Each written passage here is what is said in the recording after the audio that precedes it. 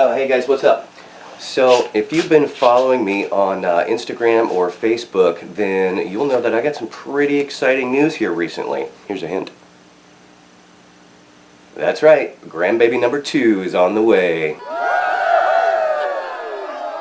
So my daughter really wanted something very special for this one, so she asked me to build her a baby changing table. That's going to be coming up in another video. Before I can make that, I needed to build another tool. Let me show you what I did. I made a pocket hole machine. Say what you will about pocket holes, but it's a very strong joint, especially when you combine it with glue. And this project's going to require quite a few of them. So I wanted to make a machine that would make pocket holes a lot simpler. This is not my design. I went off of somebody else's plans, which you can check out in the link below. So without further ado, let's get cracking.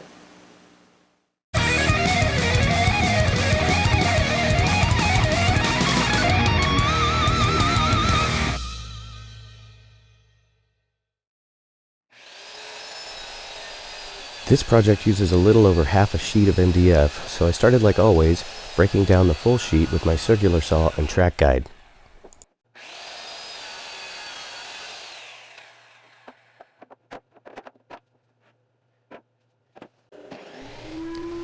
Then I took the more manageable sized pieces to the table saw and cut out all the parts.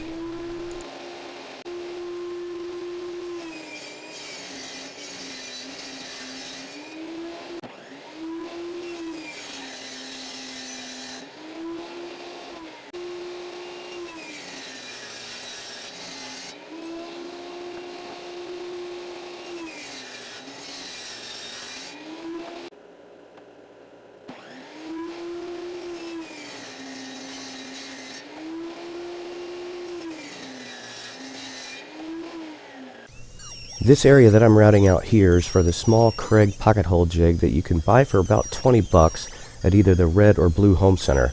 I did a lot of tests to find out how far from the edge to put it and how deep the recess needed to be. Then I used a jigsaw to cut out all the various slots and holes according to the plans.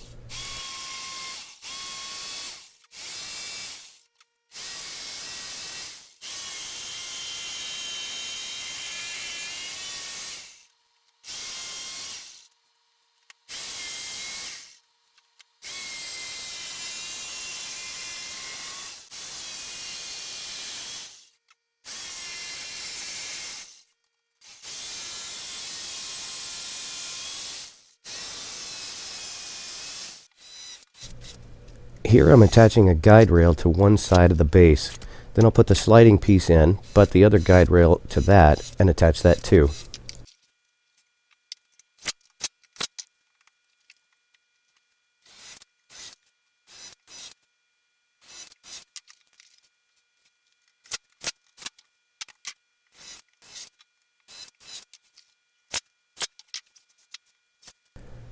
I used a couple of strips of blue painter's tape to act as a shim so the part that slides won't bind in the channel.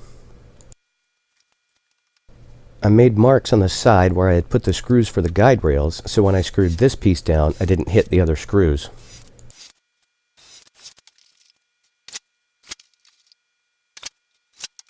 I traced around the drill on the slider to get its position and used long zip ties and blocks screwed down to hold the drill in place. There are definitely better ways to do this, but what I discovered later is that a little bit of play in the drill was very helpful when I went to install the sliding assembly. But the real reason I used zip ties was because it was what I had on hand at the time. Time will tell how long and how well they hold up.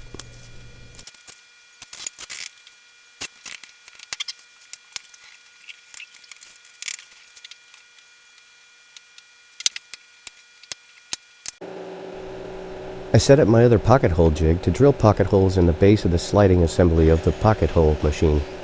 Imagine that, using a pocket hole machine to make a pocket hole machine. Ironic, isn't it?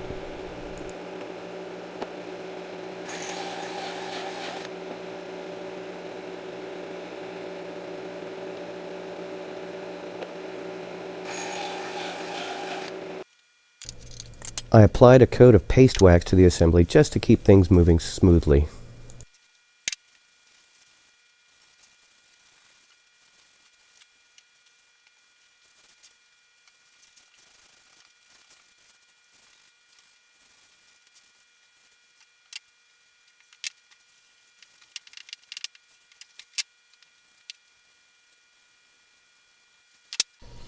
Then it was time to turn my attention to the housing. I set the top up on the sides, clamped it to my table, and just used some screws to hold it down.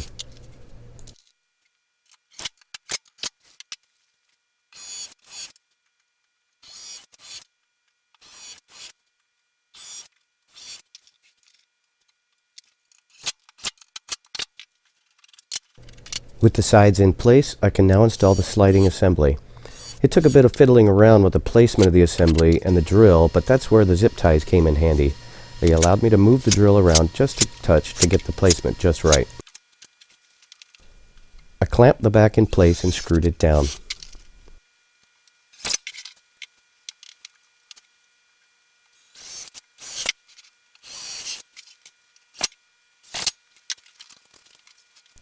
I used a straight edge to draw a line where the top is so I could screw into that as well.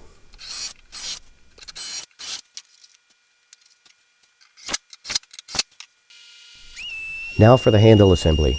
I used the router table to round over the handle and make it more comfortable to use. And here's where I made a slight blunder. I attached the arms to the handle with glue and brad nails to hold it in place while I drove in a couple of screws on each side. I should have waited to do this, as it made attaching the hinge to the back a little tricky.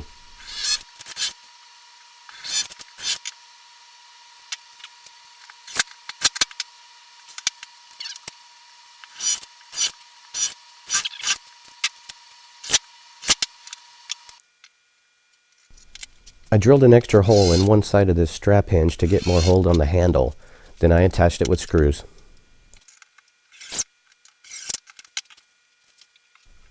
And here's where the tricky bit comes into play. I managed to make it work though.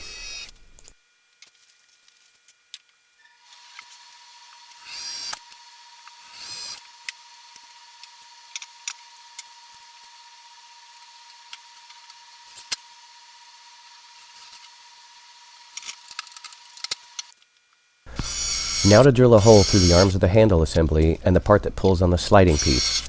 This will accept a 1/4 bolt and allow it to move freely. I used 2 nuts jammed together to secure it in place. Then I could attach one side of a smaller hinge to the sliding plate through that slot and the other side of the hinge to the pulling arm.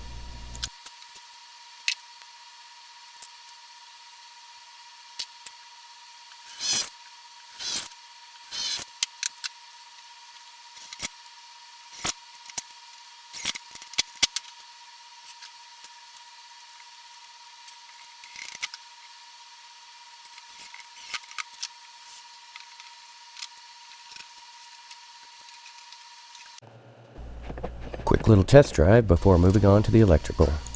I just used a straight edge from corner to corner to find the center of the front piece and cut out a slot to mount the switch. You could use some sort of safety switch if you want, but these regular light switches are dirt cheap and they work just fine.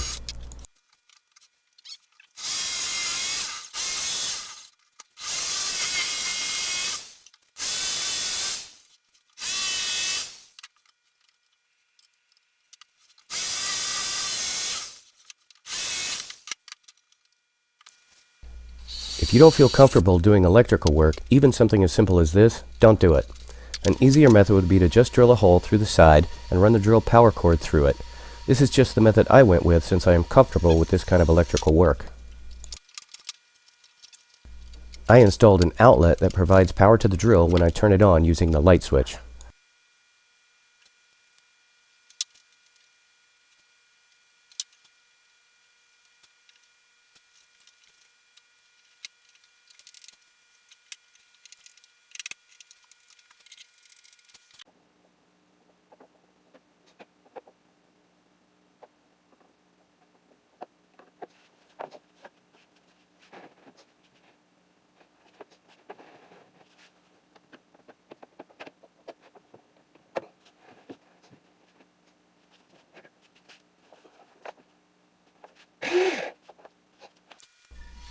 Then I attach the front to the top and the sides.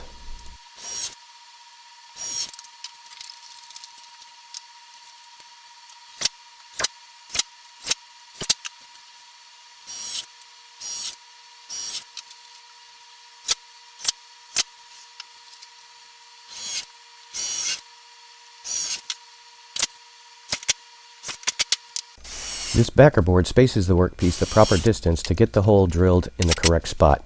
This machine is only set up for 3/4 inch material, but that's really all that's going to be used on it anyway. This piece will eventually be used to hold a large caster that will hold down the workpiece, but I didn't have a caster the right size, so instead I just used a piece of scrap MDF as a temporary hold down. I marked a center line on it to help me line up where I want to drill a hole. Now to give it a go. As you can see, the MDF hold down piece is actually doing pretty well. It's not perfect or ideal, but it'll get me by for now.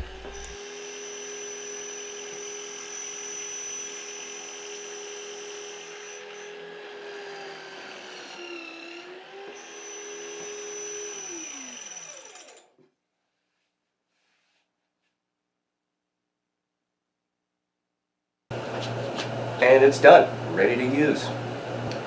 Now I added a couple of things on mine. First I added this cleat right here for cord storage, and I also added a piece of steel, a piece of mild steel that I had laying around in my shop, just to give a little extra support for the handle. Since I made the entire thing out of MDF, it tends to flex a little bit.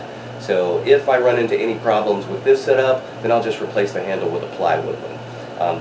But if you want to make this yourself, I would probably just go ahead and make the entire handle assembly out of plywood.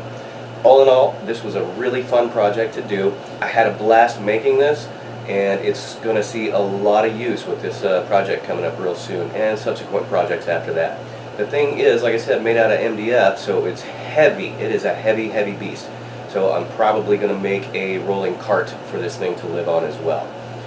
Anyway, I hope you guys liked this video. If you did, hammer that thumbs up button down there, and if you haven't subscribed yet, please consider doing so. It'd help me out quite a lot. Until next time, cheers.